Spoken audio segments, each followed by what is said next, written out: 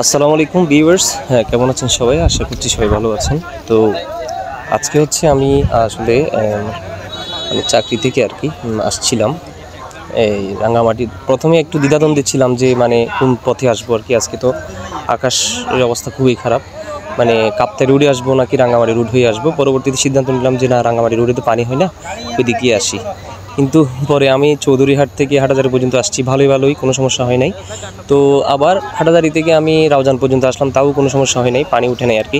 কিন্তু রাউজান হয়ে যখন রানীরহাটে আসবো, কিন্তু এই রানীরহাটের পথেই হঠাৎ করে ঠান্ডাছড়ি নামক জায়গায় আর কি মানে এত পানি যে কি মানে কিভাবে যাব আর কি। এখন সিএনজি আর যাচ্ছে না, মানে পানি খুবই বেশি ছিল আর কি। তখন একটা মানে ভ্যান গাড়ি ভাড়া করলাম আর কি। ভ্যান গাড়ি ভাড়া করে ভ্যান গাড়িওয়ালা বললো যে আমরা 100 টাকা করে নিব, মানে দুই দিকে পানি আছে, দুই দিকে পানি পার করে দিবে আর কি। রোডের মেইন রোডে একেবারে রাঙ্গামাটি রোড।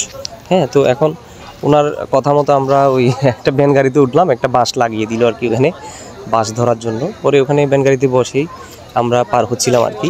পরে এসে দেখলাম এমন অবস্থা, ভ্যান গাড়ি পুরো পানির নিচে চলে গেছে। মানে একটু পরেই দেখবেন আপনারা যে ভ্যান গাড়ি পুরাটাই পানির নিচে চলে যায়, মানে আমাদের একদম হাঁটু পর্যন্ত। ওই যে দেখা যাচ্ছে বা ভ্যান চালককে দেখা যাচ্ছে, উনি কিন্তু ওনার ভ্যান গাড়ি কিন্তু একদম পানির নিচে চলে গেছে, পুরো হাঁটুর উপরে পর্যন্ত পানি উঠে গেছে। মানে এমন একটা বড় সমস্যা, মানে খুব ভয় পাচ্ছিলাম যে কখন পড়ে যায় আর কি।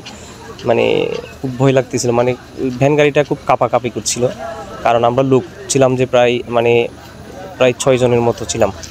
মানে এত মানে লোডও বেশি হয়ে গেছে আর কি। তো মানে খুব আতঙ্কের মধ্যে ছিলাম আর কি। তো কোনো মতে আস্তে আস্তে মানে এমন অবস্থা যে মানে মেইন রোডের মধ্যেই মানে সাম্পান দেখা যাচ্ছে, মানে সাম্পান করে পানি পার করানো হচ্ছে আর কি। ওনারা জনপ্রতি 100 টাকা করে নিচ্ছে।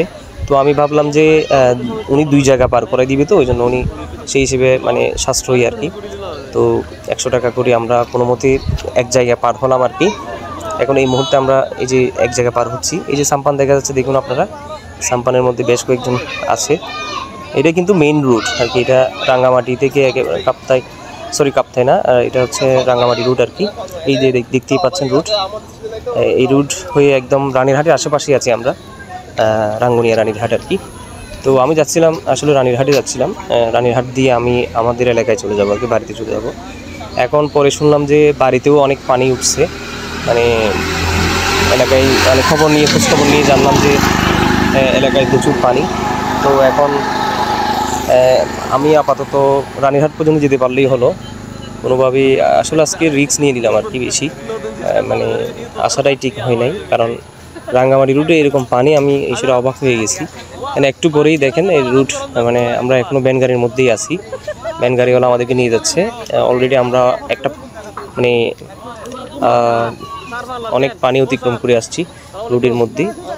ওই দেখা যাচ্ছে যে মানে এই যে এখন রাঙ্গামাটির ইয়েটা দেখা যাবে, সেটা আমি দেখাবো আপনাদের। এখন আবারও দেখা যাচ্ছে পানি, এই যে রাস্তার মধ্যেই কিন্তু পানি। সকল প্রকার যানবাহন বন্ধ, এখানে দাঁড়ায় আছে যানবাহনগুলো, মানে ট্রাক থেকে শুরু করে বাস থেকে শুরু করে দূরপাল্লার বাস সবগুলোই বন্ধ। এখান থেকে এই যে এখানে একটা ঘর দেখা যাচ্ছে, ঘরটা একদম চাল পর্যন্ত ডুবার। এখানে কিন্তু পানি আছে, এখানেও সেম একেবারে, মানে প্রথম যেটা ছিল সেটা অনেক বেশি ছিল পানি, একদম হাঁটুর উপরে চলে গেছে আর কি। ভ্যানের উপরে দাঁড়ানোর পরেও হাঁটুর উপরে পানি চলে গেছে, ব্যাগ পর্যন্ত ভিজে গেছে আমার এই আর কি। তো এখন দেখি মোটামুটি 2 জায়গা পার হয়ে যাচ্ছি আমরা। এখানে এই যে রাঙ্গামাটি ফলক দেখা যাচ্ছে, 27 কিলোমিটার এখান থেকে রাঙ্গামাটি। রানীরহাট মানে এই 1 কিলোমিটার 2 কিলোমিটার হবে। এত পানি আসলে মানে খুব বিপদের মধ্যে পড়ে গেলাম আর